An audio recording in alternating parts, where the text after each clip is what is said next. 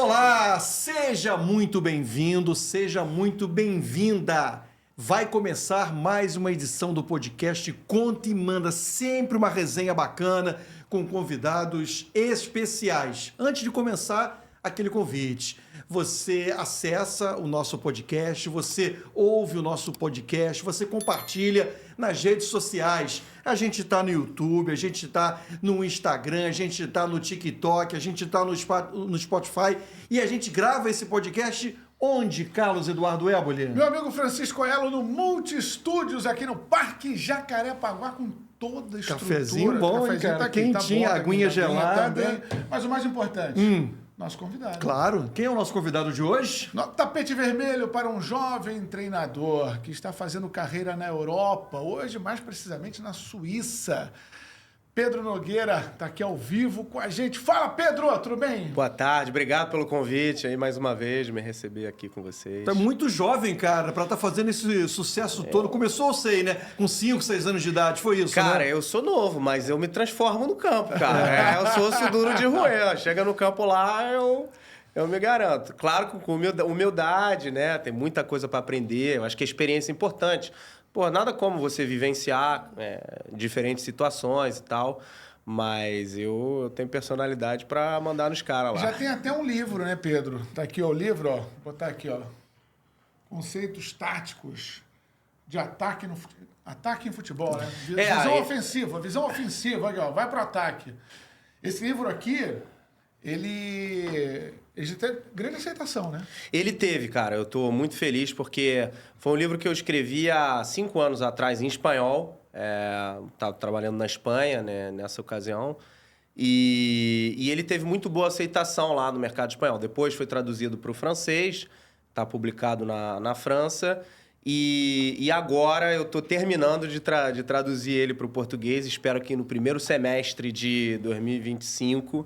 tenha ele disponível, publicado aqui no Brasil. Então, Você acha que os técnicos brasileiros precisam realmente, né, desse livro para, de certa maneira, tornar o futebol brasileiro mais ofensivo, enfim, jogar da maneira que o torcedor gosta, né, que é visando o gol adversário? Você acha que vai fazer bem aos técnicos do Brasil?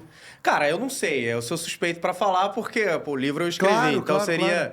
seria assim, pretensioso da minha parte falar do livro. Mas eu posso contar Deixa eu mudar a pergunta, então. Você acha que o futebol brasileiro está com essa necessidade? Não é o técnico, não. O futebol brasileiro, o futebol jogado no Brasil tem hoje essa necessidade? Eu vou te contar uma história que eu acho que responde.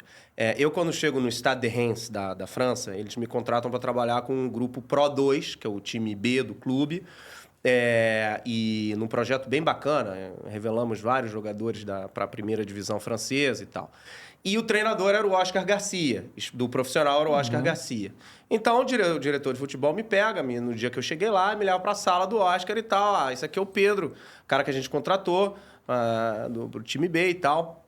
E o Oscar se levanta, fala comigo e pega, ele tinha uma estante assim, na sala dele lá, com alguns livros, pega o livro e o livro estava na sala dele, entendeu? Porra, eu fiquei, aquela coisa e tal. E depois eu falei assim, pô, os caras são muito humildes, né? Porque o Oscar Garcia foi um jogador do Barcelona, treinador, treinou o Celta de Vigo, treinou vários times e tal. Ele não tinha só o meu livro, ele tinha vários livros. Então, eu acho que assim, os treinadores de fora, não sei no Brasil, desconheço aqui, mas os treinadores de fora, muitos deles têm essa curiosidade e o cara sabe que ele sempre tem que estar se reinventando, tem que sempre estar vendo coisas novas, sejam livros, seja vídeos, seja trocando ideia, participando de formações, falando com gente. Porque como diz o Guardiola ele mesmo se diz um ladrão de ideias, né? Então, os caras têm essa abertura, pelo menos lá, tem essa abertura para receber coisas novas, entendeu? E eu acho isso uma coisa bacana. Eu não sei aqui no Brasil se tem a mesma abertura ou não, mas isso eu acho que é um diferencial da Europa. Eu acho que assim, ser um ladrão de ideias não é um problema, né? É normal, até porque o futebol ele se reinventa, mas o volume de coisas novas não é tão grande assim. Me parece que o mais importante é você saber executar aquilo que você tem nas mãos, né? Claro. O conhecimento que você adquire é saber executar, que é a grande missão do treinador, né? Saber executar, ser bem compreendido, ser bem aceito, né? Ter a questão da liderança, aí vai um pacote muito mais completo. Não, né? claro. A parte teórica, eu acho assim, ela foi, ou talvez seja, ou aqui no Brasil, talvez mais do que em outros lugares, um pouco negligenciada, né? A parte teórica, ela só te traz fundamentos, né? Mas ela não... o que você falou, o grande diferencial do treinador é ele ter a capacidade de transferir o conhecimento que ele tem para o campo. Colocar em prática. Para colocar em prática. Agora, a parte teórica, ela te dá algumas coisas. Por exemplo, tem um conceito lá na Espanha que é bem simples de entender, de você fixar o lateral por dentro para liberar por fora. Entendeu? Tenho certeza que aqui no Brasil também se faz. Mas lá o nego conceitou isso e é um recurso como outro que o treinador vai usar. Então, por exemplo, você joga no 4-3-3, o teu meia, se ele correr em direção ao lateral com um desmarque em relação ao lateral do adversário, o lateral ele vai segurar por dentro. Se no mesmo tempo o volante está com a bola, o volante dá no ponta, o ponta vai receber com muito mais espaço do que se o meia não faz essa corrida, esse desmarque em direção ao lateral. Isso é um conceito bem simples, que está teorizado, que está fundamentado, que às vezes tem aquele vocabulário que tem gente que pega no pé, né?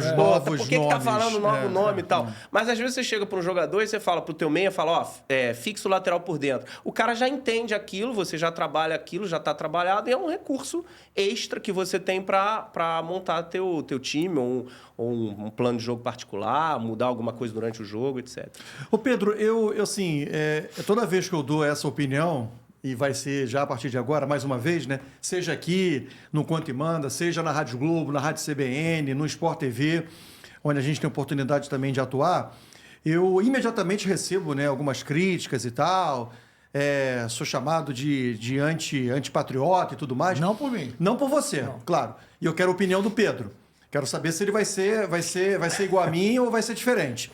Eu digo o seguinte, de certa maneira, de um modo geral, o pentacampeonato mundial, ele fez um mal para a seleção brasileira e para o Brasil. Claro que a conquista é sempre valorizada e precisa ser valorizada, mas o fato de ter vencido 5 vezes uma Copa do Mundo, o único país que conquistou esse feito, me parece que em alguns momentos gerou uma certa... A palavra soberba, né? Ela é negativa, mas não nesse sentido. Ou seja, uma autossuficiência, que é uma palavra mais bonita, dos técnicos do Brasil, do tipo, como assim? Nós somos pentacampeões. Quem tem que aprender, quem tem que filosofar, quem tem que evoluir sobre futebol são vocês, os europeus. Você acha que, de certa maneira, o futebol brasileiro sentou em cima e se acomodou desse pentacampeonato? Cara, assim, mais uma vez, eu vou te responder te dando o contrário. Vamos lá. Então assim, a visão europeia, assim, o que você ouve lá fora? Pois eu acho que uma das chaves... ele foi buscar essa troca lá fora. Uma das chaves, ou o principal ponto do técnico europeu é a humildade. Se você vê nesses caras, esses caras são humildes. Óbvio que você tem a personalidade de um, a personalidade de outro, os caras não tem... Como todos na vida, cada um tem sua personalidade e tal. Mas existe um consenso que já é há uns 20 anos na Europa, que o treinador ele precisa se formar. Então, não porque ele foi fulano de tal como jogador, ele necessariamente vai ser um grande treinador. Ou só o fato dele gerir elenco vai ser suficiente. Então, assim, pode até parecer um pouco essa coisa, porque eu sei que aqui no Brasil, às vezes chega esse cara de fora, os caras parecem um pouco arrogantes e tal. Eles podem até ter essa relação com a imprensa, pode parecer, dar a imagem arrogante. Mas, no foro íntimo do cara, pro cara chegar ali, o cara, ele tá querendo se reinventar. Ele tá querendo ver o que o pessoal tá fazendo de novo, de diferente. Não só os times, o meio acadêmico. Entendeu? O que a neurociência está fazendo no futebol? Como é que fulano de tal está treinando? Como é que eu posso trazer isso? E aquilo vai construindo profissionais cada vez que vão se retroalimentando, entendeu? Eu acho assim que no Brasil eu tenho uma distância, né, que para mim resulta mais difícil eu avaliar, mas me dá a sensação que talvez por ser o país do futebol, porque, pô, a gente, né, revela tantos craques, pentacampeão, maior campeão do mundo, tem essa sensação de que, pô, pra que eu tenho que aprender alguma coisa? Talento pô, nato. Pô, eu sou talento nato como jogador e talento nato como treinador, por que eu vou aprender? Não tem a menor necessidade, entendeu? E aí é verdade, chega uns caras que o futebol vai evoluindo, né, as coisas vão avançando, pá, quando você vê... Porque pra tudo na vida, se você ficar só no que você sabe... Estagnado, vai chegar uma hora que o nego vai vir por cima e vai passar à tua frente, né? Então é legal até pra gente conhecer melhor o Pedro Nogueiro. Por que você foi buscar conhecimento fora? Como se dá essa tua trajetória? Você hoje está no Sub-21 do Lausanne, na Suíça, isso. né? Eu queria que você traçasse um pouquinho a tua linha do tempo, de quando despertou em você esse interesse. Pô, quero ser treinador, que você é um exemplo claro do treinador estudioso. Eu saí do Brasil, na verdade, por razões pessoais, né? Meus pais saíram saíram do Rio, a gente é do Rio, buscando uma vida melhor fora e tal. E aí eu vi muito cedo que eu não tinha talento suficiente para jogar profissionalmente. Então, eu com 16 anos comecei a treinar. Lá a gente foi para a Suíça, eu comecei a treinar lá, aquilo era a minha paixão e tal. E, enfim, aí comecei a fazer minha vida, estudar e tal. Só que aquilo começou a ganhar uma dimensão e tal, e eu comecei a conhecer gente. Aí um belo dia, eu tinha 23 anos, me surgiu a possibilidade de eu ir para a Espanha, para a terceira divisão espanhola, que já é uma categoria profissional muito bacana, com times assim super históricos do futebol espanhol, o Múrcia, o Real Múrcia, o Recreativo de Huelva, o Málaga, o Deportivo La Coruña, 2 anos atrás, os times B de Barcelona, Real Madrid e tal. E eu pude ir como assistente técnico num projeto lá, e a partir daquele momento eu comecei a me formar como treinador na Espanha. Eu já tinha começado a me formar na Suíça, mas eu pude fazer a formação lá de treinadores da Federação Espanhola. E aí comecei como assistente. Depois, com 26 anos, eu fui um dos treinadores mais novos que treinou na segunda B como treinador principal, na terceira divisão espanhola. Enfim, primeiro fui ser técnico do Sub-23 do time que eu estava. Depois, o técnico caiu, me botaram como treinador, fiz alguns jogos. Aquilo me abriu muitos lugares na Espanha, né? Aí eu comecei a treinar e aí foi minha carreira, foi avançando. Depois eu fui para a França, pro Reims, no Stade de Reims, um projeto bem legal. E na base também? No Pro 2, no Reims é uma extensão do profissional, mais com o time B. E agora no Lausanne eu sou treinador do Sub-21, que é também o time B. Então, vai fazer, assim, 4 temporadas que eu tô... Na Espanha, eu trabalhava com time profissional, adulto, e agora eu tô na base, mas de projetos bem legais. O projeto do Lausanne, o grupo é o mesmo investidor do que o Manchester United, do que o Nice. A gente é um dos 8 centros de performance do país, de elite. Então, trabalho, assim, meu elenco é praticamente todos jogadores de seleção, da base da Suíça lá. Então, assim, tem bastante qualidade. Volta e meia a gente perde jogador para grandes clubes europeus. Então, assim, é um projeto legal. Eu tô nessa. Você está construindo tua carreira com muita calma também, né? Fazendo toda essa troca de experiência na base. E você faz algum tipo de projeção já para... eu tive subir um degrau na tua carreira? Pois eu tive a sorte de poder completar a formação da UEFA. Eu tenho o UEFA Pro. E isso me permite treinar qualquer time de primeira divisão, né, no mundo, né? E isso é uma coisa bem legal. Então, assim, eu tenho tempo, né? Eu sou muito novo ainda, estou com 32 anos. Então, eu estou tranquilo. Mas é óbvio que o meu objetivo é voltar para um time profissional, de repente, numa categoria acima do que eu treinei na Espanha. Então, futebol tem resistência por técnicos jovens? Cara, eu acho que tem e não tem. Tem, historicamente. Mas hoje em dia, se você for olhar... O Brighton tem um técnico tem minha idade, na Premier League. O Will Steele, que eu tive o prazer de conhecer e trabalhar com ele do Stade de Reims, que é também muito novo, trabalha agora no Lens. O Nagelsmann é treinador da seleção alemã e tem 36, 37 anos. Porque eu acho que a gente chega com ideias novas, com muita energia... E, inclusive, na gestão do elenco, é uma forma diferente de gerir elenco também.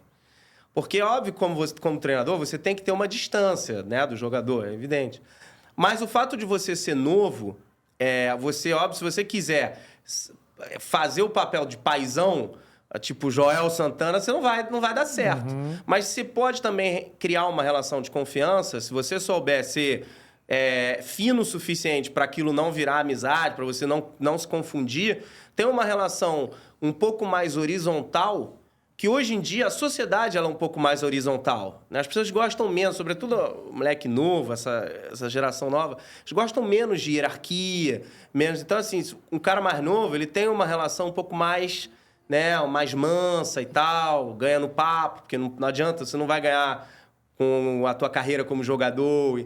E eu acho que isso traz também umas sinergias bem legais em termos de grupo, entendeu? Então conta aí um episódio, conta e manda pra gente aí uma situação que você viveu, você com 32 anos hoje, né?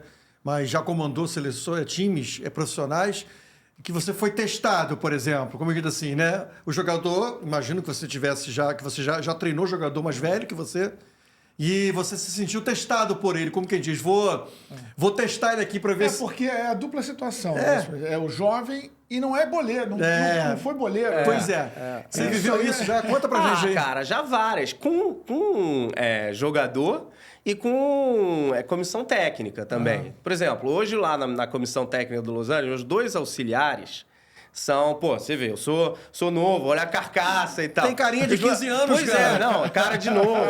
Os meus 2 auxiliares são ex-jogadores profissionais de nível. Assim, um deles jogou Eurocopa agora, recentemente, sabe? Acabou de terminar albanês, um cara muito gente boa, mas o cara que, porra, ele acabou de terminar a carreira como jogador, jogou vários times da Série A da Itália. O outro era capitão do Lausanne até 3 anos atrás. São os meus 2 auxiliares. Então, a minha gestão com eles, assim... Já é... Pô, entendeu? Então, assim, tipo assim, situação que se um deles fala alguma coisa pro grupo, entendeu? Já rolou de situações que eles falaram alguma coisa pro grupo que eu não estava de acordo. No intervalo, numa coisa assim e tal, alguma instrução, porque a gente dá a liberdade, né, pra eles. Sim. Porra, se eu chegar e falar na frente do grupo, falar, não quero que você faça isso, eu vou criar uma situação com ele, que o cara desse, o cara já tem que me aceitar. Ele vê eu trabalhar, ele me aceita. Ele fala, pô, não, ele realmente tem competência, então é por isso que o cara aceita eu trabalhar comigo. Mas são detalhes, assim, que você tem que ter, entendeu? Eu não tive nenhum caso, assim, de jogador que quis passar da linha com um negócio de amizade e tal, porque eu sempre mantive uma distância. E jogador que te testou, tipo assim, e agora, professor? Tá 2-0 adversário, a gente faz como? Cara, isso em treino tem muito, cara. Tem muito. Você parar o treino, para o treino. Sobretudo na Espanha, que eu trabalho com os caras mais cascudos, mas assim... Para o treino, faz uma correção técnica, aí tática. Aí o cara chega pra você e fala, não, mas, porra, por quê? Entendeu? Sim. Aí ele vai te testar, aí você tem que responder, né? Por quê? Não, porque se você fizer isso, vai acontecer isso e tal. Esse movimento aqui vai implicar no outro aqui. Exatamente. E eu acho assim, você tem que escolher muito bem as horas que você tem que ser muito diretivo, tá?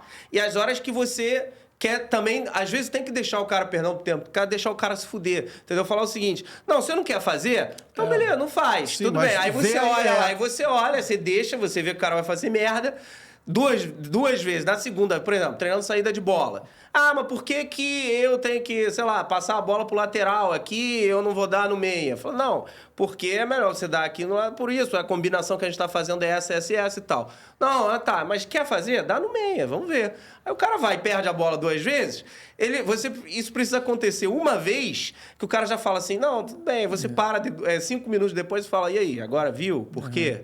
Que é melhor dar aqui, não dar ali, entendeu? Então... porque um questionamento tradicional, né? Quando de repente um boleiro se depara com um técnico que nunca jogou. Nunca jogou bola, vai me ensinar o quê? Né? Como é que você... Chupou laranja com quem? Chupou laranja com quem? Finge que eu sou um jogador e falo pra você, pô, Pedro, tu nunca jogou bola, vai me ensinar o quê? E aí você responde o quê? Eu vou te falar o seguinte, com um treino, o jogador e o boleiro sabe disso, tá? Com meio treino, o cara sabe se você entende futebol ou não. Sei. Ali tu pega o cara. Ele vê se você entende futebol ou não. Ele pode te sacanear, entendeu? Porque se você tira o cara do jogo, entendeu? Ele pode querer forçar a barra pra falar que você não entende futebol. Mas, na verdade, no foro íntimo dele, você não precisa dar um treino inteiro. Você faz 3 exercícios, se o cara vê que você entende, que aquilo tem um sentido, que a tua ideia é clara, que a tua forma de transmitir é clara, que tem conteúdo, o cara que tem rodagem no futebol, o cara sabe que você entende. Entendeu? Aí depois ele pode comprar a tua briga ou não. Tá. Mas você vai pro campo, o cara sabe, na mesma hora sabe. Metodologia do dia a dia que você ganha o time. Minha forma, eu não tenho outra forma de ganhar um jogador a não ser pelo meu trabalho. Entendeu? Tá, e a hora de passar a mão na cabeça? E a hora de dizer o seguinte, galera, tá liberado o rachão. Vamos fazer um rachão, né? Porque o jogador adora rachão, claro, né? Sobretudo em véspera de jogo. Qual é a hora disso? Cara, e aí você tem que ter muito sentimento. Porque no treinamento de futebol, você tem vários tipos de carga, né? Você tem a carga física, mas você também tem a carga cognitiva, né? Uhum. Então, às vezes, você tem exercícios, ou você tá numa semana de muita carga. Às vezes você perde um jogo, você tá numa dinâmica ruim. Tá? Perdeu 3 jogos. Qual é a tendência do treinador? A tendência é falar, porra, eu vou encher esses caras de informação porque pra reverter essa situação. Tem que reverter, entendeu? E às vezes o que precisa nessa hora? Nessa hora, você precisa deixar o cara ser intuitivo, entendeu? Então você tem que tirar a carga cognitiva do teu treino, da tua semana e fazer, sobretudo, coisas competitivas, sabe? Torneio de reduzido, rachão, os caras entrarem um pouquinho mais e tal, porque você sabe que o que tá faltando é aquilo. Se você quiser sobrecarregar ainda mais, com mais informação, com mais e tal, não é o momento. Então, a leitura dos momentos, elas são muito importantes. Isso ao longo de uma semana, ao longo de um treino, ao longo de um mês de trabalho e tal, e é assim que você vai... Mesmo você como técnico, sabendo que não é só a bola que não está entrando, é que realmente está precisando fazer correções, como é que fica nessa hora? Você, assim, como treinador, foram 3 derrotas, a pressão existe em cima do técnico, em cima dos jogadores, a cobrança é inevitável da diretoria, sobretudo dos torcedores, e você sabe que é preciso fazer correção porque as 3 derrotas aconteceram. Não é porque o adversário conseguiu fazer o gol e você não.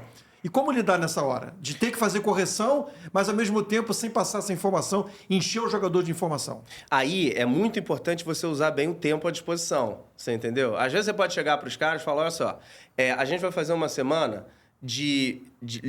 livre de cognitivo, de pensamento. Mas vai ter 1 hora em 2 treinos que vocês vão estar concentrados. A gente vai trabalhar aqui. Estou dando um exemplo, tá? E você vai trabalhar, sobretudo, um ponto que você sabe que é chave, que é ali, tá? E você vai pegar 2 partes de treino e vai fazer aquilo. O resto, você vai pedir, sobretudo, intensidade e agressividade. Por exemplo, entendeu? Mas tudo depende. Tem situações que não tem jeito. Situações que você chegou numa temporada, já tá iniciando, tem pouco tempo, tem que dar informação. Aí você tem outros recursos, vídeo, conversas individuais com os atletas, uma série de coisas que você tem que fazer. Por isso que é muito importante você sentir a coisa, né? Se aquilo é mais necessário, você tem que trabalhar... sei lá, posicionamento de linha de 4 com os 2 volantes, você joga com 4-4-2 básico, porque o time não sabe defender, ou sei lá. Você tem que trabalhar aquilo, não tem jeito. Mas, às vezes, sobretudo quando as dinâmicas elas são ruins em resultados, mas não tão ruins em conteúdo, que aí é onde você tem que ser muito sutil. É uma arte, cara. Pô, treinar é uma arte mesmo. Sim. E por isso tem os caras que são bravos, porque... um conjunto de atribuições. É um conjunto. Às vezes... É um trabalho de relacionamento. Pedro, humano, qual é a nacionalidade assim, mais fácil de se trabalhar? Espanhol, austríaco, alemão, brasileiro, em termos de jogador? Quem é que consegue entender mais rapidamente? Quem tem mais dificuldade de fazer leitura tática? Aiello, sem menor dúvida, o espanhol. Por uma razão muito simples. A Espanha está onde está Porque o jogador espanhol decide melhor. Ele decide melhor. Por que o jogador decide melhor? Porque ele está mais conectado com o jogo.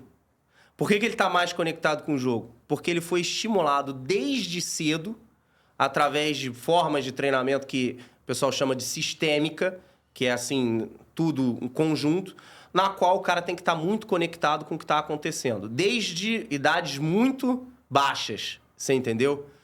Então o jogador espanhol, ele entende o jogo, sabe? Você pode falar de futebol com muita profundidade com os caras. Por isso que você tem, por exemplo, um time como o Villarreal. Villarreal é um ovo, perto de Valência, lá, a 1 hora de Valência. Tem 30 mil habitantes e ganhou uma Europa League, com mais de 10 jogadores da casa, entendeu? Nunca. Eu, pelo menos, trabalhei na França.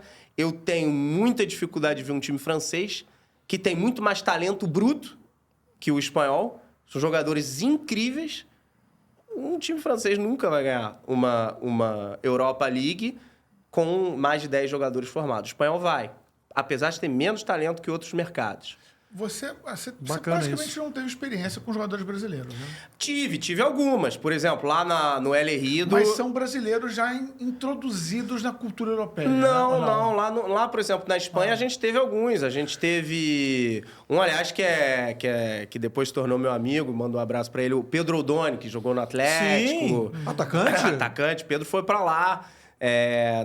Quando a gente estava na Série C espanhola e tal, ele foi, fez 6 meses, acho que ele fez 6 meses com a gente lá. A gente tinha ele, alguns outros brasileiros que a gente trouxe, no projeto era bem internacional e tal. E, cara, o jogador brasileiro tem um talento incrível, né? Uma forma de talento, assim, incrível. Se aproxima mais do francês. Do francês. E fica mais distante do espanhol. Só que eles... por exemplo, vamos falar do Brasil. Existe essa imagem na Europa do jogador brasileiro de ser um jogador um tanto indisciplinado para questões táticas? Existe. Tipo cavalo selvagem? Existe. E é a mesma coisa que acontece com o francês. Muito similar. Muito talento, Por exemplo, os pontas franceses. Pô, você pega hoje em dia o Dembélé, todos esses caras, capacidade de eliminar 1 contra 1, incrível. Os caras são feras, os caras são bravos. Só que assim, os caras, eles chegam nesses campeonatos, os caras têm que ensinar eles a jogar bola. E eu vi isso na França lá. Pô, os caras, jogadores incríveis, tá? Vários jogando primeira divisão agora. Você usaria isso como uma justificativa, por exemplo, para explicar jogadores com talento do Brasil que vão para a Europa cedo e que têm dificuldade de se adaptar? Você colocaria isso como um fator? Olha, certamente esse cara está com dificuldade de falar a mesma língua do treinador. Porque você pede uma função um pouco mais complexa a ele. Tipo assim, você vai... Uma coisa que é básica lá no futebol espanhol, o português também faz isso e tal. É você pedir o jogador para ele fazer uma movimentação, não para ele receber a bola, mas para ele liberar um espaço, para ele arrastrar um marcador e liberar um espaço. Entendeu? Você pedir isso para um cara que nunca fez, você entende? Ele só quer jogar com a bola. Do meio pra frente, o cara quer jogar com a bola. Ainda mais o cara talentoso, ele quer a bola. Não, mas às vezes você pede pro ponta...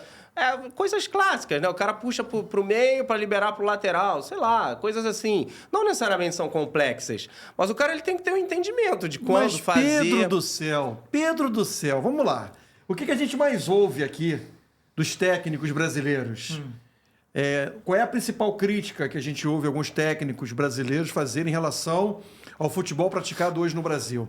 Porque se importou esse modelo europeu. Nós estamos perdendo o nosso DNA. Isso, perdendo o lado intuitivo, o drible. Exatamente. A gente ouve muitas críticas. Claro que você, mesmo morando fora, você deve acompanhar. Claro, acompanho. Pois é. Eu acho que técnico europeu não impede o jogador de driblar. Pois é, mas a gente ouve aqui muito... Não, eu vou te falar no meu caso. Eu divido o campo em 7 zonas. Eu tenho 2 zonas, que eu chamo de zonas de aceleração. São os 30 últimos metros pelos lados, lateral da área. Eu falo pro jogador, nessas zonas... Não é que você pode, você tem que ter a tua criatividade. Você tem que fazer alguma diferença, você tem que chamar pro drible, você tem que quebrar uma linha, você tem que fazer alguma coisa. Agora, é ali. Aquela é a zona para isso. Mas, por exemplo, entre você pega a área, pega um pouquinho fora da área, na linha de fundo, puxa 10 metros para dentro, ali tem 2 zonas que a gente chama de assist zone. Eu chamo de assist zone, mas é comum chamar de assist zone. O que é assist zone? São zonas ali entre a área e a lateral da área que tem muita assistência no futebol profissional. Então é o seguinte, você chama pro drible por fora, mas se você vai se aproximando da área e tal, você tende a jogar mais rápido. Ali, você tem que ter gente que é infiltração, e quando você toca ali, geralmente tem que ser uma jogada de 1 toque, 2 toques, porque você vai ser marcado, vem alguma marcação pelas costas e tal. Mas você tem que... Então, assim... É tirar para mim, é criar efetividade, dar recurso pro cara ser eficaz. Ele tem que saber onde driblar. Lá atrás não adianta. Agora o que é? O cara é técnico. Risco, Agora é técnico, ele vem por dentro, no meio do campo, numa zona altamente densa em jogadores, que ali você vai pedir triangulação, tabela, jogar 1 toque, 2 toques, orientação corporal. Aí vem um cara que gosta de carregar a bola, sabe? Que é camisa 10, que é não sei o quê, ele vai pegar a bola de costa, ele vai dar 10 toques na bola e ele vai girar. Isso a gente vê muito no Brasil, né? Sim. Aí o cara pega, ele dá 1 toque, 2 toques, 3 toques, dá uma finta de corpo, não sei o quê, e dá um passe de 5 metros. Improdutivo. Fala, cara, já vem orientado, recebe com a perna direita, dá um passo com a perna esquerda. E vai embora. E vai embora. Acabou. Ali você não precisa fazer mais do que isso. Quem é que entende mais facilmente isso? É mesmo o espanhol? Espanhol. Eu não quero ser injusto, tá? Porque é óbvio que a gente não pode generalizar. Acho que no Brasil, tem uma escola de treinadores incríveis, porque, o Brasil sempre produziu treinadores melhores do mundo e jogadores extraordinários, que entendem, entendeu? Só que é verdade, se você for pegar na média, assim, pelo que eu vejo, e mais ou menos, não quero ser injusto com o Brasil, porque eu acho que, no Brasil, o profissional brasileiro agora está sendo muito criticado, mas eu acho que tem muitas coisas muito boas aqui. Mas o espanhol, cara, só você ver os resultados recentes, e o português também é muito bom. Mas o futebol espanhol é incrível. O futebol espanhol é incrível. A 3ª divisão espanhola, ela é muito mais forte do que muitas divisões de 1ª divisão da Europa. É incrível. Os times jogam de uma forma... porque há um entendimento do jogo. Você percebe na Europa uma abertura maior para a chegada de técnicos jovens como você? Isso você está vivendo. No Brasil você não viveu ainda, não buscou essa oportunidade profissional. Mas pelo que você tem de informação, pelo que você observa, aqui no Brasil ainda tem uma queda de braço maior entre técnicos jovens e experientes. Os técnicos jovens incomodam mais os técnicos das antigas, os mais cascudos. Você tem essa percepção de que o mercado aqui tem essa característica? Porque é uma discussão que vira e mexe aparece, né? Como há uma resistência e que causa, muitas vezes, uma desunião da categoria, né? A gente tem uma relação maluca com o cargo de treinador, né? O treinador no Brasil é uma figura totalmente descartável, né? Em que ele quando a bola não entra, você ignora o conhecimento daquele profissional e taxa ele de burro, não sabe nada. E todo mundo no Brasil entende futebol. Então, é uma relação muito ruim, né? Para o crescimento mesmo do técnico. Eu queria que você falasse um pouquinho sobre se você já enxerga a diferença nesses cenários, pelo que você vive na Europa e pelo que você, à distância, enxerga no Brasil. É difícil, assim, porque eu acho que, na verdade, essa resistência existe em qualquer lugar do mundo, né? Eu acho, porque o meio do futebol, ele é feito por ex-atletas e, de uma certa maneira, para ex-atleta. É normal. Isso, eu acho que é normal. E é normal mesmo. O cara que é jogador, foi jogador, ele sai com uma vantagem grande. O que eu acho é que, na Europa, os caras entenderam que treinadores novos, jovens, podem dar resultado. Então, na verdade, a questão é resultado. Fulano A, B, C, D e E tiveram resultados. Lá na Alemanha, por exemplo, Nagelsmann e tal. Aí puxou uma escola que eles falaram, entendeu? Os caras dão resultado também. Então, vamos apostar por eles. Lá na Alemanha tem um montão lá de treinadores. Agora o que é da seleção da Bélgica, não sei o que era do Schalke e tal. Os caras tudo novo, entendeu? O cara com ideia nova e tal. Então, assim, eu acho que os mercados, eles precisam daquele exemplo que dá certo, né? Às vezes, aqui no Brasil, você tem um exemplo que dá certo, daqui a pouco os caras vão querer só... O português não foi assim? Até 5 anos, até o Jorge Jesus, não tinha estrangeiro. Mal e porcamente argentino. Não tinha estrangeiro. Deu certo, Jorge Jesus, com um time incrível. E agora todos os melhores projetos do Brasil são dirigidos por portugueses. O Abel Ferreira, o Abel. Arthur Jorge agora. Pois é, o Arthur Jorge e tal. Então, os caras agora... Não, agora então é o quê? É o que o treinador português é muito melhor que o brasileiro? Mas o nosso mercado é assim, né? Às vezes não... Assim, não Jorge Jesus deu certo, e veio o Abel Ferreira e deu certo. Pois é. Aqui no Brasil Só se que contrata... Um deu certo com uma seleção no Palmeiras, outro deu certo com uma seleção no Flamengo, e outro deu certo com uma seleção no Botafogo. É a linha de raciocínio da gestão brasileira, não generalizando, mas existe sim uma tendência nesse sentido, que é contratar o passaporte, né? Você contrata a nacionalidade. Não adianta e não muito, indivíduo. né? E não Claro, O Vasco contratou 2 portugueses que foram um fracasso. Sim. O Sapinto e o Álvaro Pacheco. Sim, Um assim como a fracasso. escola argentina é uma escola que hoje domina o mercado sul-americano, dirigindo inclusive a maioria das seleções, técnicos argentinos espalhados, e eu acho que dos sul-americanos é o técnico que mais tem entrada na Europa, o técnico argentino, né? Tem. Como é que a Europa vê a escola argentina de treinadores? Pô, respeita muito. Eles têm uma vantagem, que é que o argentino, ele tem o idioma, né? Ele tem vários exemplos de treinadores argentinos. Pô, o Simeone é o maior deles, agora já há algum tempo no mercado lá. Então, o argentino, ele tem muita entrada, ele tem muito acesso. Mas porque o argentino também produz muita coisa. E por que o técnico brasileiro... Mas aí eu não sei. Aí Não, o que você ouve lá? O que você ouve lá? Cara, o técnico brasileiro não... Na verdade, você não ouve, né? Infelizmente, porque não tem. Mas o Brasil na Europa, é pentacampeão do mundo, Pedro. Como é que não houve técnico brasileiro lá? Mas eu acho que não... Talvez no início dos anos 2000, ali, quando o último que deu certo foi o Filipão indo em Portugal, né? No Chelsea, infelizmente, não funcionou. O Luxemburgo foram alguns meses só. O Luxemburgo no Real Madrid. Deram uma sacaneada dele, né? Sacanearam ele no Real Madrid. Pois vai ver o Luxa, né? Às vezes é um jogo, né? Ele fala muito daquele jogo com a Juventus. Às vezes ele ganha aquele jogo, ganha a Champions League e acabou. Agora tem 10 brasileiros trabalhando lá. Mas ele disse que aprendeu também com aquele jogo, né? Que tirou o Ronaldo. Foi tirar o Ronaldo e o Zidane. Tirou o Ronaldo. Você tem algum técnico brasileiro que você tem como referência, que você admira?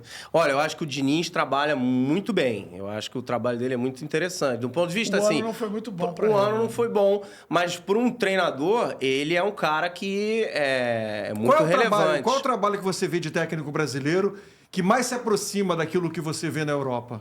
Você acha que é o trabalho do Diniz, por exemplo? Não, o Diniz é diferente, porque ele é um trabalho original, né? Ele assina os trabalhos dele, mas de uma forma que não se vê muito jogar lá na Europa. Na Europa é muito jogo de posição, né? Depois a gente pode até falar o que é, porque a gente ouve falar muito o que é esse jogo de posição. E é assim que os europeus trabalham, sobretudo os espanhóis. O Diniz é mais outra coisa, né? É uma coisa mais de relações e tal. Não é muito baseado no jogo de posição, mas ele tem um trabalho muito original. O Guardiola falou sobre isso quando enfrentou o Fluminense. Muito interessante. É um trabalho diferente. Bem diferente. E jogo posicional, a gente viu o Domenech no Flamengo, né? O Domenech, o outro, o Sampaoli, mas todos, o Abel também, é tudo baseado no jogo. O que é jogo posicional, então, Pedro? O jogo de posição é muito simples. Eu vou dar uma explicação aqui, porque o pessoal acha que é todo mundo parado em campo. Não, isso não é totó. Olha só. Não é totó. É uma coisa simples. É você superar as linhas do adversário de forma controlada e progressiva, entendeu? Através de vantagens. Quais vantagens? Espaciais, ou seja, o cara tá no lugar certo, na hora certa, temporais, entendeu? Numéricas, situações de 2 contra 1, 3 contra 2 e tal, e socioafetivas, que às vezes tem uma relação entre 2 jogadores, o lateral e o ponta que se entendem muito bem e tal, eles vão criar uma vantagem ali pela relação deles. O jogo de posição nada mais é do que isso. É uma filosofia que vai buscar isso, entendeu? E aí você tem uma série de... Mas não impede movimentação, não impede movimentação, drible, nada. Só que você vai querer que haja alguma coisa que vai se criar atrás da linha da bola, da linha de pressão do adversário. entendeu? Então, às vezes, Eu gostei um do que relação arrasta... socioafetiva. Eu gostei do relação socioafetiva. É uma palavra assim, mais assim, tal, mas na verdade Vocês vão ser criticados, hein? Não, mas Vocês vão ser... Ó, mas tem... Já a galera aqui embaixo vai escrever... Aí eu assim, mas tem dois caras que não se entendem. Vocês querem inventar agora. Agora é essa, relação socioafetiva. Olha só, você pega um exemplo simples. Um lateral e um ponta. O gol da Copa de 70, do Carlos Alberto, quarto gol. Relação socioafetiva. Ele não precisa olhar que ele sabe que o cara tá passando ali. Ele era Pelé, né? Pois é, mas existia uma relação. Existia uma relação. Por que hoje você não tem... Se você reformula um elenco, tem 20 jogadores novos... Os lançamentos do Gerson era uma relação socioafetiva, ou seja... Ele dava todo mundo sabia onde a bola ia, ou seja, aquele lançamento dele, é isso? Não, mas isso é técnica, isso é talento, isso não se cria. Mas olha só, tem estudos, isso daí são até... Fundamentado. Profissionais de ciência social, tá? Eles têm um conceito que é capital social, que é assim, o tempo que a gente joga num time, o tempo que a gente joga junto, ele tem um impacto no talento. Os caras fizeram estudo na Premier League, impacto no resultado. Na Premier League, na NBA, e eles chegaram à conclusão do seguinte, isso é estudo mesmo, de universidade lá fora, americana e tal, que os times com nível de talento similar, se você tem atletas que têm mais tempo comum juntos... Se conhecem, o rendimento do time é maior. Cresce. Então isso aí Mas isso é uma coisa que a gente sabe. Então, por que hoje o Palmeiras mantém uma base, o time mantém uma base e tal? Aí agora eu vou ter que cornetar.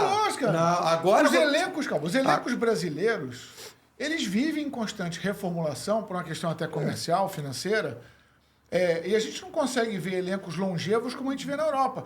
É raro um time brasileiro ter um elenco longevo, como o Palmeiras consegue ter a sua base longeva, o Flamengo conseguiu, desde 2019, plantou durante muitos anos uma base longeva, jogadores que fazem 4, 5 anos de clube. No Brasil, isso por uma questão econômica ficou raro. Isso impede o time de construir identidade. Vamos lá então, galera. Automatismo. Que o Pedro estou falando de relação afetiva, é igual a entrosamento. Entrosamento. Entrosamento. Não, chama entrosamento. Entrosamento. Ou seja, e entrosamento só se adquire como? Repetindo, exatamente, jogando, repetindo, jogando. O que ele pensa, o que o companheiro pensa sobre futebol. É isso. Mas sabe o que no jogo, quando você diz vantagem, no jogo de posição, vantagens socioafetivas ou entrosamento e tal, porque é o seguinte, você pode ter uma situação que você, por exemplo, está no meio do campo, você tem uma inferioridade numérica, são 2 jogadores contra 4, tá? Ou 3 adversários, mas eles podem ele está em inferioridade numérica, porém, o fato de eu conhecer muito bem você e da gente saber como jogar junto, eu sei exatamente naquele perfil de situação que a gente já passou por aquilo 20 vezes, ele sabe exatamente onde é que eu vou dar a bola. Onde ele vai se movimentar. Onde eu vou me movimentar e onde eu vou dar a bola. Então, a gente que se conhece, a gente vai se safar de uma situação que você tem inferioridade numérica. Isso é entrosamento, e é por isso que os times que têm ter maior estabilidade conseguem manter uma base de resultados.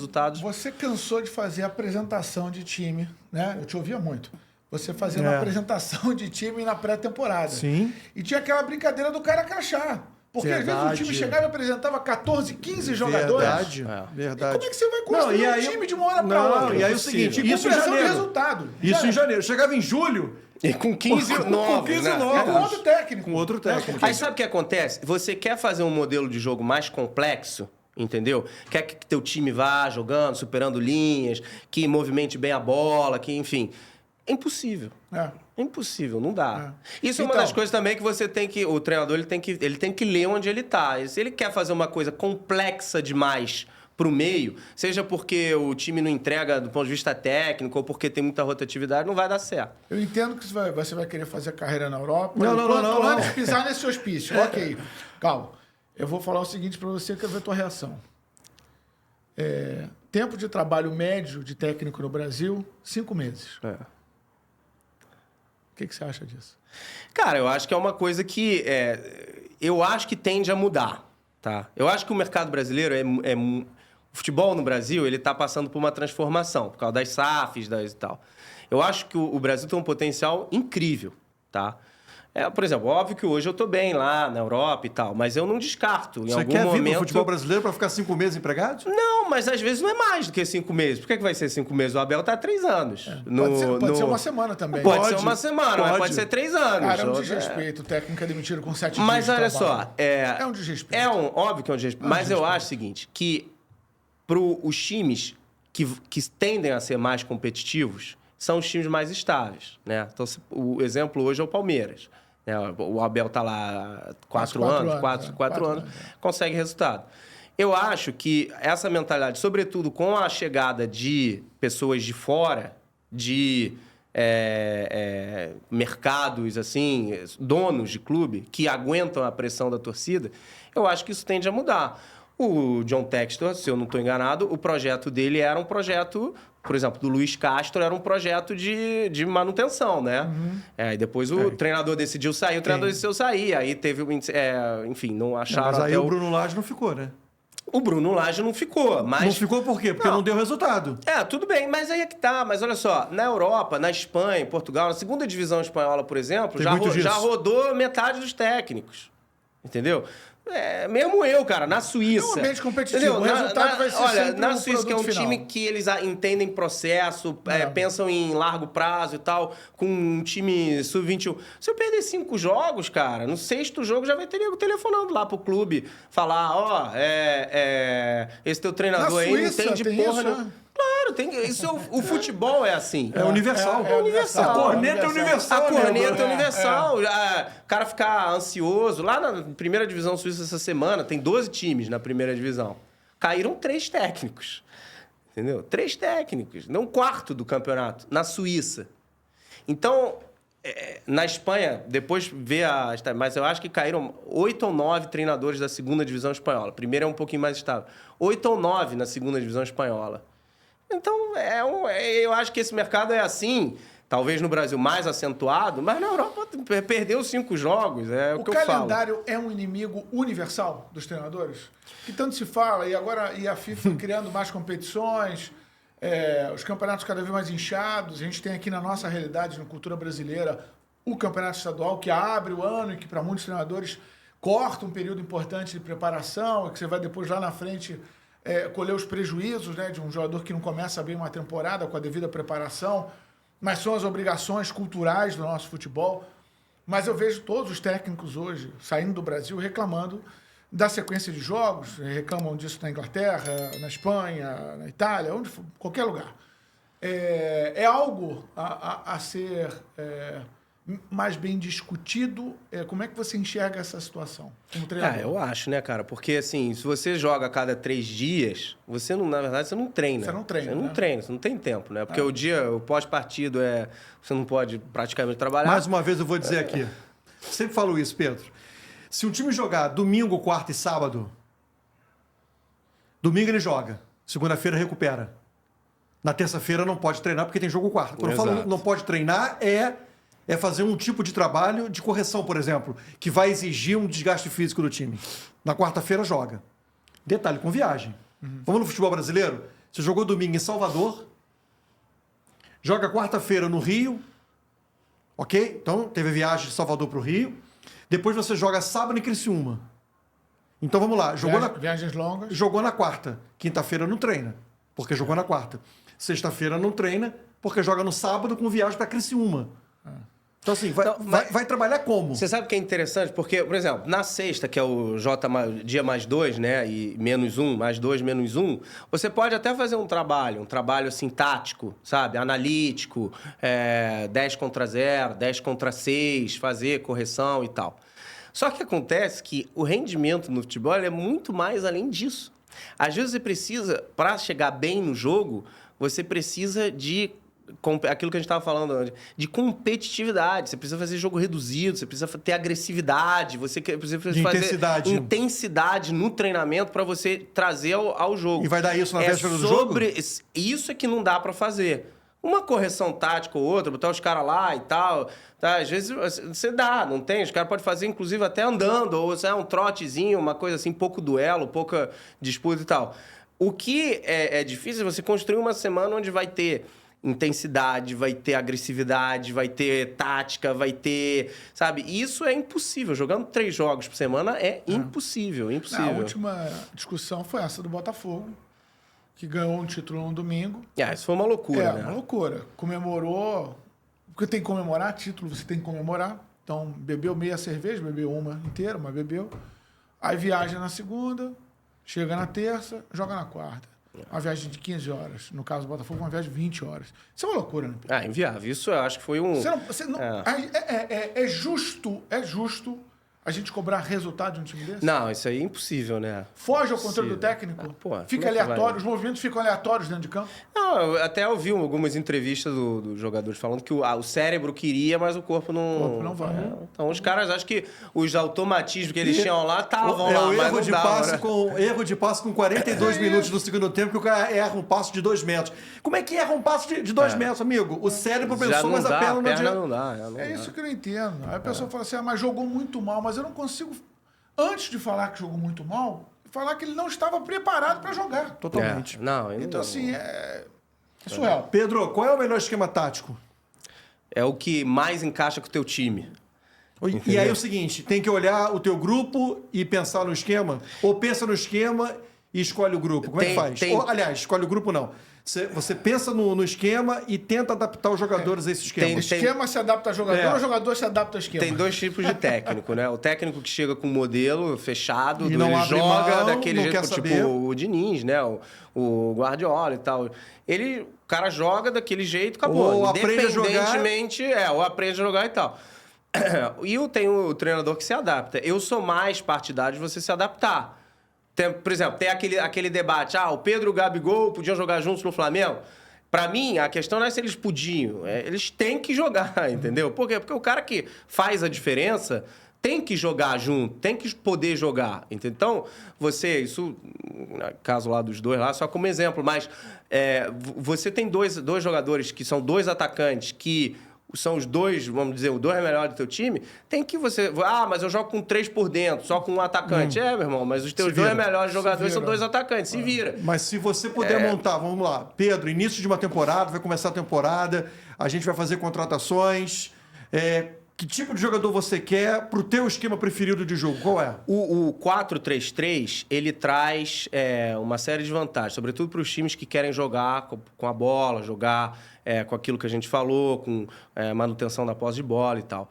Ele é um sistema interessante. 3 jogadores por dentro, o centro do campo é muito importante. Você tem a figura do volante, do primeiro volante, que você pode ter um jogador com uma função do Rodri, todos esses caras aí que são estabilizadores, fluidificam o jogo e tal. Você pode ter 2 pontas abertos, você pode trazer os pontas para dentro e liberar os alas. Ele te dá flexibilidade na fase defensiva também. Só que, assim, sistema de jogo, eu vejo eles como super importantes, até para o atleta ter ele tem uma referência do ponto de vista defensivo. Porque do ponto de vista ofensivo, cara, você pode ter, por exemplo, 4-3-3, que o teu lateral, ele faz na saída de bola, faz uma saída de 3 com um dos laterais. Então, ele vem para dentro, ele é um terceiro zagueiro com bola. O teu ponto esquerda, na verdade, é um ala que faz o campo todo. Pela direita, o lateral vem por dentro. O 9 é um falso 9 que vem. Mas aí, defende como? Aí, defensivamente, as coisas são mais estruturadas. Mas há uma valorização hoje, novamente. Estamos numa onda de valorizar os jogadores abertos, né? Jogadores de velocidade atacando os corredores, né? Muito isso. Há uma onda mundial nisso. Né? Isso, E teve aquela onda do ponta jogando com destro pela esquerda, né? Pé trocado. Que é tipo pé trocado, vindo muito por dentro, quase como um meia e tal. Robin. Isso teve muito isso alguns anos atrás. Agora a gente está voltando a ver pontas assim de antigamente, assim, de muita velocidade, 1 contra 1 e tal. Eu acho importante, porque são jogadores desestabilizadores. Né? Eu acho que é importante você ter 2 jogadores talentosos pelos lados. Rapidinho, deixa eu só mandar um áudio aqui. Oi, Lucha, tudo bem? Aiello, anota aí. Fluidificando... Como é que é? Fluidificando o jogo? Lucha, comenta isso aí, Lucha, por gentileza. Mais uma, né? Mais uma. Os caras vão me cornetar depois. Mas sabe o que acontece? Não, pô.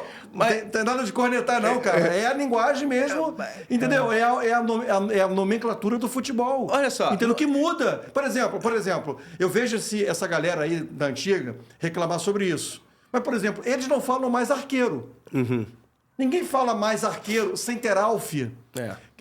Centrefor, como se falava lá na década de 30, de 40. Você pega os técnicos antigos, quando eu falo os técnicos mais velhos, técnico com 60 e poucos anos, 70 e poucos anos, e eles também atualizaram o vocabulário deles. É uma atualização em cima da diferença da dinâmica do jogo. É claro que sim. O jogo mudou de dinâmica. É claro que sim. A gente fala muito, e eu queria também a tua opinião sobre isso, a gente fala muito sobre o camisa 10 no Brasil ainda, tem esse encantamento com o camisa 10. Só que o que hoje a gente vê é que, por exemplo, você até usou o termo, mas pouco se usa o termo volante hoje em dia. Né? São meias. São todos meias, né? Que atuam em várias funções no meio de campo. E o camisa 10 é mais um meia, como o volante virou um meia. Que no passado as funções eram mais bem definidas, o camisa 10 jogava só com a bola. E o volante só marcava. E o volante era o cara físico de pegador que fazia o trabalho sujo, entre aspas, que dava liberdade para o 10 criativo jogar com a bola. E hoje em dia a gente vê muitos meias, jogadores que têm a capacidade de defender e se apresentar para o jogo. Defende e arma. Arma e defende. Com e sem a bola o tempo todo. É a dinâmica do jogo que mudou. A exigência física. E a nomenclatura muda também. Mas você sabe, ó, vou te dar um exemplo que também o pessoal pode querer cornetar e eu entendo. Tem um conceito do jogo. Não, mas ó, tem um conceito que é atacar pra trás. Fala, porra, esses caras estão inventando moda, atacar pra trás. O que é isso? Fala, porra, falar isso, os caras vão ficar... Na verdade é o seguinte, você pega um time que tá fechadinho, tá jogando, tá todo fechadinho ali e tal. Aí você fica trocando passes e você vê que os caras... Tá bem fechado. Uma linha de 5, primeira linha de 5. Sei lá, 5-4-1 ali, Isso. e você tá no campo do adversário, porra, não tem jeito ali, você não tá entrando de jeito nenhum e tal. Aí entra esse conceito de atacar pra trás. É muito simples, faz o seguinte, ó. Por exemplo, o primeiro volante, o meia e o zagueiro, começar a trocar a bola pra fazer as linhas dele adiantar. A linha do adversário adiantando, você tem mais espaço para acelerar o jogo depois. Então você tem esse conceito de atacar para trás, que é o quê? Em vez de você querer ir... Atrair o adversário. É você começar a atrair, assim, começar a trocar uns passos um pouco menos tensos, assim, um pouco mais e tal, os caras vão sair. Aí o atacante, na primeira ele não vai, na segunda, na terceira, vai o atacante. Se vai o atacante, tem que ir os ponta, aí os caras já sobem. Em vez de estar a 20 metros do gol, já vai subir para 35, 40 metros. Aí você já vai ter mais espaço para jogar, entendeu? Então é um conceito, você fala assim... Quer chamar isso aí? Como é que eles chamam? Como é que os caras das antigas chamam? Não sei. Eu sei que eu chamo dessa forma. Não, agora, atrair o adversário, por exemplo. Agora, quer chamar? Não, atacar para trás é modismo. Bom, eu falo isso porque é uma coisa muito, muito precisa do jogo. Agora, tem outra forma de falar? Beleza, acho que o nome é... Fato não tem mais espaço hoje para jogador que só joga com a bola, né? Não, eu acho que não. Respondendo a tua pergunta lá, você vê hoje muitos jogadores assim... hoje o 10, ele passou a ser que na Europa chama de 8, né? Que é ele faz as duas funções. É o box to box, ele vai, ele volta, ele apoia, ele... Então hoje, o 10 clássico, aquele jogador muito técnico, jogador tipo Ganso, né? Aquele jogador, eu acho que você tem que montar um time em torno... a figura do 10. Isso não existe na Europa. Ainda existe no Brasil em alguns momentos, mas na Europa não existe. Muito pouco, né? Tem que ser muito extra sério. Tem que ser muito extra sério pro cara estar ali atrás do atacante. Por exemplo, isso explica, talvez, o insucesso do Paris Saint-Germain com Messi, Neymar e Mbappé? Eu não sei, cara. Eu não quero falar besteira. Eu não sei se ali tinha questões extracampos ali ou não, enfim. Mas é difícil para um treinador, mesmo sendo 3 gênios, montar um esquema que se adapte e torne esses jogadores todos, os 3 produtivos o tempo todo? Não tinha aquela musiquinha do Romário, sabe? Sim, pior ataque do mundo. Eu acho que isso daí é tão velho quanto o futebol, né? Eu acho que na montagem do elenco, você, sobretudo, tem que ter um time complementar em todos os sentidos. Né? Você tem que ter o cara bem morado fora de campo, você tem que ter o cara sério, você tem que ter o cara habilidoso, tem o cara que vai correr pelo habilidoso, tem que ter... E quanto mais o time é complementar, mais o treinador vai poder jogar com os jogadores em função da situação que ele está. Então, assim, é muito importante complementaridade. Se você tem É porque você falou que extra série você não pode não barrar, tem que botar em campo, mas você cai nesse... Pois é, mas você tem que ter... Aí é uma coisa você ter eles no elenco, tem que dar um jeito, ou fazer tudo possível para dar um jeito e jogar. Mas na concepção do elenco, às vezes é melhor você não... Hoje, sei lá, no Real Madrid, vamos ver se vai dar certo a largo prazo o Mbappé. Só que o Mbappé, né? ele é um ponto esquerda. Quando entra, arrebenta. Não, o Mbappé é um ponto esquerda. Sim. Hoje, na ponta esquerda do Real Madrid, tem o melhor jogador do mundo. Sim. Literalmente. Então, hoje é a melhor contratação, ou é a contratação mais racional. O Bellingham teve que mudar também. Pois é, talvez, não sei. Às vezes ele vai se adaptar a essa função de atacante aí, vai... Você acha que a questão tática, ela ajudou a sepultar esse 10 clássico? Ou seja, não dá para ter um 10 clássico se, por exemplo, você tiver um 4-3-3, porque não funciona, o encaixe não funciona do jogo? Não, cara, eu acho que você pode ter esse jogador com muita liberdade para se movimentar, para ir para lá, para cá e tal. Mas não interfere na hora de uma recomposição do time? Pois é, mas a questão é a capacidade de trabalho dele, né? Aí tem um debate. Será que é a função do 10 clássico que está em extinção? Ou será que é o 10 clássico, o jogador que não se adapta, sobretudo defensivamente? É a função, jogar só com a bola. Então, eu acho que esse jogador não está sendo mais produzido, ou não é alvo da produção da base. Os jogadores estão sendo produzidos, você pode falar melhor. Sim, os jogadores estão sendo produzidos é uma já máquina de fazer com jogador... uma ótica de modelos diferentes. Que é jogador em velocidade, né? Porque o futebol hoje o futebol é muito simples, né? Dos gols marcados, 2/3 é bola parada e transição. 1/3 é ataque. Então, na verdade, 2/3 dos gols, mais ou menos, tá? Qualquer que seja o campeonato, do mais amador ao mais profissional. Sim, mais amador, entenda-se, no futebol de rendimento. É bola parada e transição 2/3. Então, na verdade, o 10, ele funciona mais... Bom, talvez na bola parada, mas no jogo ele funciona mais no ataque, naquela coisa quando você tá com a bola... Mas quando você tem... Se a transição, o teu jogo é transição, ou se a transição é muito importante para o jogo, tu tem que ter aquele cara que é capaz de fazer a transição, né? Essa aqui vem outra função que evoluiu no sentido de se modificou, né? Ao longo dos anos, o goleiro, né? Muitas jogadas começam com o goleiro. O goleiro hoje é responsável pela produção de ataque. Ofensivo. Aliás, só antes de falar do goleiro, só terminando com o camisa 10, hoje também você tende a ver menos bloco médio nos jogos de futebol. Hoje, se você vê, o futebol é mais pressão ou então bloco baixo. Bloco baixo, entendeu? Para você sair de um bloco baixo para um bloco alto, ou para uma transição, para você estar a 70 metros do gol do adversário, será que um 10 clássico aí, ele tem que ter físico. Ele tem que ter a capacidade de fazer essas 70 metros. Aí vai, 70 metros, perde a bola lá e tem que fazer 70 metros, senão vai tomar o gol. Esse é o futebol moderno. Então, por isso que eu acho que esses jogadores... E aí vem a questão do goleiro. Hoje em dia, o goleiro ele é o homem livre, né? Que chama, né? Porque você pode estar marcado individualmente pelo adversário, e hoje a marcação individual voltou a ter uma certa relevância no futebol, sobretudo em pressão e tal. Só que, assim, se o goleiro ele é sempre um homem livre. E se o goleiro tiver marcado, tem alguém que está livre, né? Porque o goleiro do adversário não vai marcar um jogador. Então, ele é uma função importante para sair jogando, né? Sobretudo em pressão. Para começar a criar diferença entre jogadores, né? Só que eu acho assim, tem que tomar cuidado, isso na base a gente vê muito, que às vezes o goleiro, a função dele, 1, 2 e 3, é defender o gol, né? Porque às vezes você vê os caras que o goleiro não defende, não agarra bem, mas é bom com os pés. Então tem que jogar na linha, né? O goleiro tem que defender, né? Agarrar, né? Não tem algum problema aí. Sua prioridade com a mão, né? Não, os caras falam, não, o goleiro tem que sair jogando, verdade. Mas eu prefiro ter um goleiro que não saiba sair jogando, mas agarre, do que um que não agarra, que... Você deu destaque para o Fernando Diniz, aqui no futebol brasileiro. E na Europa? Qual é o técnico que você tem de referência? Cara, tem vários. Lá tem vários. O Guardiola é uma, né? Evidente, até pela adaptação dele. Pra você ver o Barcelona, o Bayern de Munique, o Manchester City, são times completamente diferentes. É isso que eu te perguntar. Vamos parar um pouquinho no Guardiola. Você vai falar do Klopp, mas Sim. um pouquinho.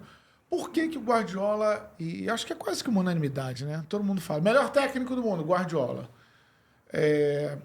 Não analisando o resultado, né? E tem muita gente que fala, também só trabalha com elenco, cheio de estrelas. Não sei se é fácil, para mim isso não é tão simples assim. Mas em termos de conceito, por que o Guardiola é visto como o melhor técnico do mundo? Cara, porque você tem um domínio nos times do Guardiola sobre o adversário massacrante, entendeu? Não só em termos de posse de bola, mas também em termos de capacidade de criar ocasiões de gol. Né? Eu acho que essa é a verdadeira razão. São times que, com o domínio da bola, são capazes de criar um volume de ocasiões de gol de forma repetida, jogo após jogo, muito alta. Uhum. E isso é uma coisa muito difícil, né? Porque é muito difícil você dominar o teu adversário todo o jogo. E realmente o Manchester City, salvo em algumas situações, o Manchester City, o Bayern, o Barcelona, é dominador. Pode até perder, mas é dominador. Consegue ser dominador qualquer que seja o contexto. Eu acho isso é difícil de você fazer. É evidente que tem um elenco, que tem tal. Né? Você ia passar por outros nomes, você gosta do Klopp. O Klopp também. O Klopp, agora o holandês que está lá no Liverpool, que manteve essa linha. Isso é escola alemã, né? Muita pressão. A Gegenpressing, que eles chamam, que é a pressão na perda da bola e tal. Times muito verticais. O Klopp e essa escola interessante são times que são capazes de jogar, de sair jogando, um pouco como o Guardiola, mas também são times muito verticais, muito fortes nas transições, jogadores muito rápidos, muito físicos, muito fortes. Então, são, assim, um perfil de... E eu acho que o futebol ele tende a isso, né? A esse tipo de jogo. É um jogo, acho que o futuro é mais esse perfil de time, de muita força física, de muita ida e volta, com jogadores técnicos, habilidosos, mas com essa capacidade, né? Eu tô com uma dúvida aqui, desde aquele momento que você falou que os técnicos brasileiros não são falados na Europa, né? Os técnicos brasileiros, Pedro, eles não são falados na Europa porque o futebol brasileiro não é bem visto taticamente na Europa? O futebol brasileiro é visto como algo atrasado na Europa? Bom, eu acho assim, eu falei que o treinador europeu, ele é humilde. Ele é humilde dentro da concepção da formação dele, de ir se formando, de ir pesquisando, de tendo novas informações e tal. Mas o futebol europeu, por outro lado, é um pouco arrogante com o futebol sul-americano, né? Porque eles trazem os principais talentos dos futebols que não são europeus. Então, ele tem uma certa arrogância, assim, um olhar assim um pouco de cima. O ritmo é muito... Os caras veem um jogo do futebol brasileiro, eles na hora falam de ritmo. Ah, não tem ritmo nenhum. É o tal jogo intenso. Ah, o cara tem 10 segundos para pega na bola e o marcador vai demorar 5 segundos, 7 segundos para dar uma pressão, dar um calor no cara que tá com a bola. E isso na Europa não tem. Na Europa é uma correria. O cara toca na bola e ele já tá marcado, né? É por isso que a gente usa o termo quando um time joga com muita intensidade, que é o caso desse atual Botafogo, né? Que é um ritmo intenso, um ritmo que parece a Premier League. Pois Pronto. Futebol de Premier League. Quando a gente fala, o Botafogo tem um futebol de Premier League, só como referência, né? Intensidade de jogo. Né? Hoje, mas o clima influi muito nisso, né, cara? Porque hoje você pega um jogo que vai jogar 40 graus aqui no gramado e tal. Pô, o zagueiro vai pegar a bola, o atacante não vai pensar se ele vai realmente pressionar. Sim. Porque, pô, aí você tem aquele jogo que é mais de toque, é mais lento e tal. Gramado ruim é um obstáculo, né? Oi? Gramado ruim é um obstáculo pro jogo rápido. Total, né? Claro. Total. Claro. Pô, chega lá na Premier League, primeiro tá menos 10, então o cara quer correr, porque é pra se esquentar. A grama baixinha, quase sem grama, pode né? Você comer, pode tocar na bola ali. sem olhar pra bola, Sim, não tem que entendeu? ajeitar, calmar, Aquela né? chuvinha que a bola, nervosa, você toca na bola, a bola vai pro outro lado da rua. E quando não tem chuvinha, molha o gramado. Molha né? o gramado. O gramado que é um negócio lá, que, pô, como é que é? O cara que cuida do gramado, o jardineiro é milionário, porque os caras são os... Aí o cara corre, né? É fogo. Ô, Pedro, cara, tanto conhecimento que você já tem. Não acredito, cara, que você não tem um plano de vida profissional de sei lá, de pegar um clube aqui no Brasil, de voltar para o seu país, que é o Brasil, e trabalhar como treinador. Assim, Cara, porque assim, você tem um acúmulo muito grande já, né, de história, de conhecimento, de vivência, né? Você é um cara muito novo, mas já viveu demais e já aprendeu demais. E repito, cara, você como brasileiro podia ser realmente, né, e ter uma oportunidade aqui no futebol do Brasil como treinador. Assim, não dá para imaginar que isso não esteja no teu plano de carreira, por exemplo. Esse livro aqui está em espanhol, vai sair em português? Vai sair em português, vai. Então tá certo. Vai sair em português. Esse aqui é meu, tá? Tá bom. Tá bom? Habla espanhol. Ah, mas é tão bom. Você vê figura, já ajuda pra caramba. E tem muita coisa que precisa ser mudada. Nesse livro já tem mais de 5 anos, Dá uma as coisas vão ser atualizadas. Mas não foge da pergunta, não. Você não tem um plano de carreira de trabalhar no futebol brasileiro, cara? Cara, assim, se eu falar pra você que não seria um sonho pra mim um dia estar num clube do Brasil, eu estaria mentindo. Óbvio que é, porque a gente como brasileiro, a Europa é maravilhoso, né? Eu não tenho o que queixar, mas eu apesar de morar lá há muitos anos, eu sou brasileiro, né? Eu sou carioca, sou do Rio, né? Não vem com saudade do biscoito Globo, do mate da praia, não. Mas além da saudade do Brasil, do clima e tal, é o fato de você poder chegar e falar, pô, eu tive êxito, sucesso dentro do meu país. Eu acho que isso é uma coisa natural. Agora, tem que acontecer naturalmente, entendeu? Tem que ser um processo... Se surgir uma oportunidade, um projeto bacana, porque também é aquela coisa, você vem uma semana depois sair, mas se for um projeto legal, acreditarem no processo, acreditarem no trabalho, eu consideraria. Você enxerga mais hoje na Europa, né? As oportunidades. Então em cima disso, vou só ajudar nessa pergunta. A questão do preconceito por ser brasileiro. Você já perdeu oportunidade por ser um promissor técnico brasileiro pelo fato de você um promissor técnico pelo fato de ser brasileiro? Cara, eu diria que não. Então, por quê? Porque eu como treinador, tanto é que na Espanha eles falam que eu sou hispano-brasileiro. Na verdade, eu não tenho passaporte espanhol, não sou espanhol. Mas eles me consideram, pelo fato de eu ter feito a formação lá, ter treinado em vários times da Espanha, eu fiz comentarista na TV, na rádio e tal. Eles me veem são totalmente aceito lá como um treinador praticamente local. Tenho um sotaque em espanhol, mas um sotaque leve, então os caras me aceitam bem lá. Então, eu não senti isso. E aí, na França, na Suíça, eles me veem um treinador praticamente mais espanhol do que... Pelo fato de eu ter começado minha carreira na Espanha como treinador profissional. Você é brasileiro, mas com cara de espanhol. Perdão, com cara de europeu. Com cara como treinador, isso, né? Eles sabem que eu sou brasileiro. Todo mundo sabe que eu sou brasileiro. Vamos deixar bem claro que eu deixo isso bem claro que eu sou brasileiro.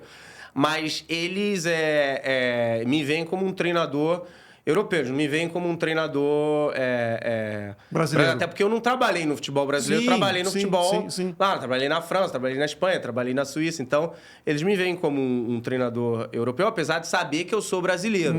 Entendeu? Então, não tem aquela coisa, nós estamos contratando um brasileiro, porém treinador europeu. Na verdade, eles te formaram. Você não chegou lá formado treinador. Eles me formaram, né? Eles me formaram. Então, eu sou mesmo, né? Não é nem... A sua formação de técnico é europeia, não é brasileira. O UEFA Pro, todos os cursos que eu fiz, não é só o UEFA Pro, então é tudo lá. Então, seja na Espanha, na Suíça, na França, então eles me consideram como europeu. Tem diferenças estruturais, né? Que eu acho que devem dar, inclusive, mais estabilidade e conforto para um profissional trabalhar lá fora.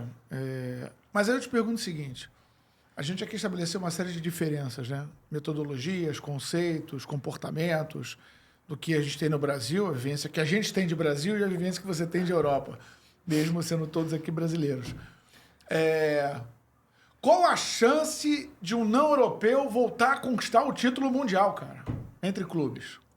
Cara, o problema é grana, né, cara? É muita diferença. No final das contas, é jogador, cara. Jogador sabe, a gente pode falar do treinador e tal, mas o negócio é elenco, né?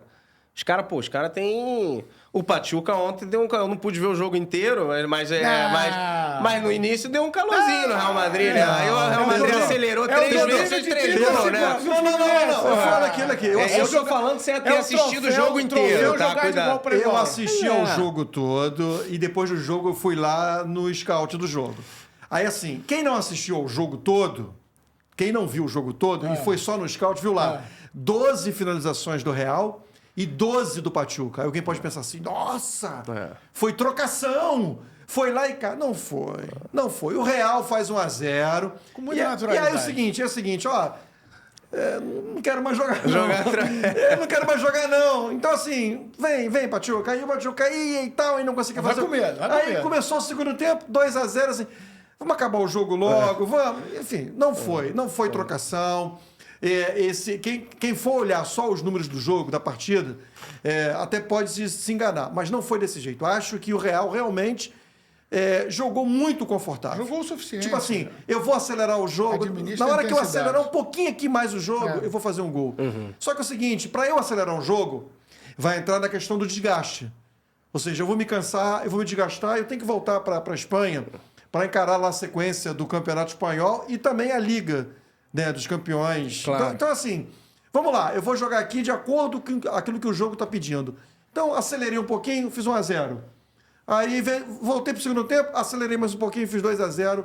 Vamos deixar o relógio correr. Não, eu acho que a gente vai ter um termômetro, e é sempre, né? A competição vai cair no momento do ano que vai ser melhor para um do que para outro, porque os calendários são diferentes, né? O termômetro interessante vai ser o ano que vem, esse tal desse Super Mundial. Que você vai ter um bloco europeu participando e que muitos já apostam que, olha, semifinais, 4 times europeus. Qual vai ser o não europeu que mais vai se intrometer no bloco europeu? Porque são universos diferentes. Mas agora, tudo depende de como eles vão chegar nessa competição. Com Final de mentalidade, temporada. né? Final de temporada também para eles. Os caras às vezes não querem, porque eles não querem jogar, né? Tá uma polêmica. Porque é o seguinte, os caras não querem jogar. Não vai ter os caras férias, não vão né? de férias para jogar o campeonato. Então os caras ficarem de... Agora, parece que a premiação é alta, né? Para os clubes europeus. O que você tem de termômetro lá é isso, que ainda há uma resistência muito grande para participar desse Super Mundial, por parte dos europeus. Cara, porque assim, eles Ninguém não tá têm com saco de interesse. jogar Ninguém isso. tá com saco. Porque assim, eles dizem assim, ó, os melhores jogadores estão na Europa, nós temos a Champions League, que é o máximo. Então, assim, para eles, o fato de jogar contra sul-americanos, asiáticos e tal, não necessariamente é um torneio a mais que eles não veem muito sentido. Pelo menos é a minha visão de como o europeu vê isso. Ele vê a Champions lá não tem como... empolgação nenhuma.